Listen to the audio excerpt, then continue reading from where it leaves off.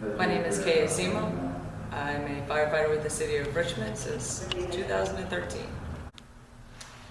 So I was working at VCU Medical Center for approximately 7 years, and I worked alongside a lot of city firefighters and all great guys. And I was an EMT, and one of the guys that I worked alongside came to me one day and was like, "Hey, we're hiring. This is for you. You need to apply." And I've always liked action-packed jobs and physically difficult jobs, and so it was completely up my alley. And so I went ahead and applied. 3,700 people applied too. I didn't think I stood a chance, and I got in. I was one of 21 to be hired. If you want to be a fireman or a firefighter, the city of Richmond is the place that you would want to go. I mean, it's not a question on if you fight fire. You will fight fire. You get plenty of action, you get plenty of fire, and plenty of opportunities to make a difference in somebody's life. I think that the quality of calls that we had here in the city of Richmond, truly diverse, but plentiful. So no 2 days are the same. I mean, you unfortunately are responding to the worst day of somebody's life, and in the city of Richmond, we have plenty of those days. We have a larger homicide rate. We have water rescues because the river runs right through the city. We have a higher poverty rate, so you have an opportunity to truly make a difference in somebody's life. And so the city of Richmond, offers all of that. We have high rises, and we have people from all walks of life, and it makes for a fulfilling day and a fulfilling career if you ride it out. At this point in my career, I've been in for 10 years, and I'm still learning. There's so much to learn, and I think that with this career, you will always have something to learn. So at this point in my career, I'm not looking to be promoted and go the officer route. I'm not ruling that out for the future, but right now, I think that before you put yourself in a position of leadership, it's important that you actually know this job, and because you're not just responsible for you, you're responsible for everybody lower than like all these brand new rookies, and you have to take them in, and you have to be able to train them and teach them and be responsible for them. In the middle of the night, fire's going on, and every decision that you make on the fire ground is your responsibility, and you have to make sure that everybody below you goes home. And at this point in my career, I'm still learning, and I'm not ready to take on that responsibility at this point. But there's other opportunities. I do enjoy working with ropes and systems and so forth. So tech rescue, I have considered an avenue for me.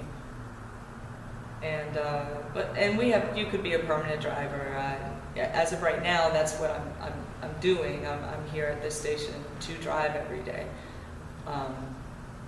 because for a lack of drivers in the city. But that's not what I want to do every day. I like the variety. I like coming into work, and every day is just completely different, and I'm still learning, and that's what I enjoy. And it's been an honor to be a firefighter, but also a female firefighter. Especially 10 years ago, there wasn't that many of us. This isn't a job that typically attracts women, and it's a very physical, demanding job. But on top of the physical demand, there's just time consumption. The average American who works Monday through Friday, 9 to 5, they work 160 hours a month. We do minimum 240, not to mention mandatory overtime that we now have. So in this 24-hour schedules, it's not conducive for family life at all in a lot of ways. So I was a single parent of 2 children when I came into the fire department. This job is not easy on relationships, it's not easy on marriages, and I am now also still a single parent of 3 kids, and 24-hour scheduling that we've had to figure out. You know, it's not always easy on my family, my kids. You know, it's our norm, but my norm's not. Our norm as a family is completely different than the typical norm that you see, where the mom's home every single night to tuck her kids in, or to take them every day to basketball practice and be there for all the games and so forth that the Monday through Friday schedule typically allows. So it's a lot of sacrifice that my children have made for me, that I have made for them. At some point in all of their lives, they wanted to be firefighters and come to work with me. My 4-year-old still wants to be a firefighter and come to work with me. So I know I've made some sort of an impression. I know that they're happy to say that their mom is a firefighter. Because they brag, you know. It's been an honor in that regard, but it's been a lot of sacrifice. And for females, it's a lot harder because most of the burden for the children typically are on the women in the household. And it's been a lot of ambiguity sometimes, and it's been a lot of adjustments that we've had to make as a family. But they, you know, we've made it work, and it hasn't always been easy. But you know, I wouldn't have it any other way. So, in regards to legacy and what all I leave behind, I mean, my legacy is merely my children. So if I can't, like, the one thing I want to instill in them is be ferocious, be fearless, do everything that you want to do. Don't let anybody tell you you can't do, as long as it's within normal limits. You know, I have a simple rule: is that your happiness can't hurt other people. So as long as you are choosing happiness and doing what it takes for you to be happy, and it's not hurting anybody else, then go for it. You know, take risks. I've always been a risk taker. You know, my mom, she was a single mom, and oh man, the stories. I mean, I used to get into trouble on four-wheelers, and I used to get into just about all the things that would probably drive my mom nuts. And I mean, I was a boxer for several years, and I was a state champion boxer at that.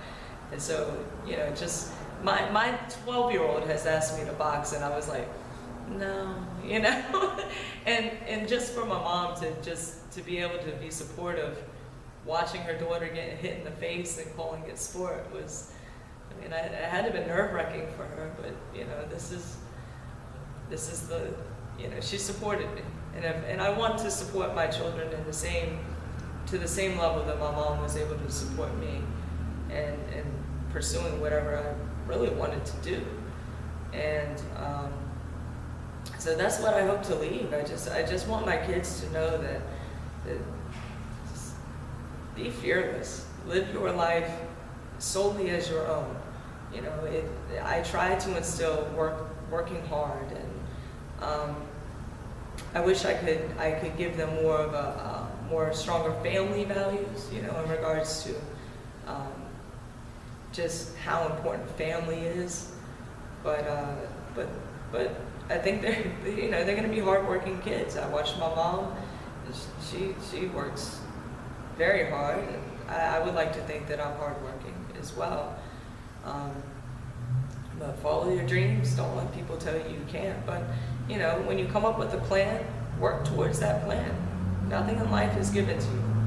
So just basic morals and values that I would like to instill as my children. Like, if they can look back and say, you know what, Mom she's crazy. She's got a great sense of humor though. Like, I think that they're going to appreciate my humor one day.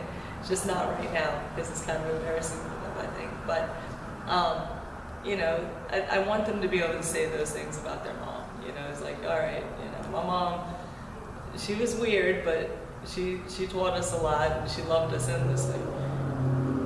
That's really all I want to know, because I could be gone tomorrow. These doors are going to keep opening and closing. These wheels on this apparatus is going to keep turning. And I'd like to think that whoever sits in the seat that I'm sitting in now is going to do a great job to the best of their ability. So it doesn't matter if it's me or if it's somebody else. I mean, at the end of the day, as much as I love this job and as much as I want to do what's best for the community, where I really matter and I'm not just a name, is at home with my kids or at home with my friends and my family. So I try not to take that time for granted, just as well as when I'm here. When I'm here, I try not to take this job for granted, you know. So there's a lot of people who would love to be in my shoes, and I try to work hard to prove that, you know, that I'm still working for them too, you know.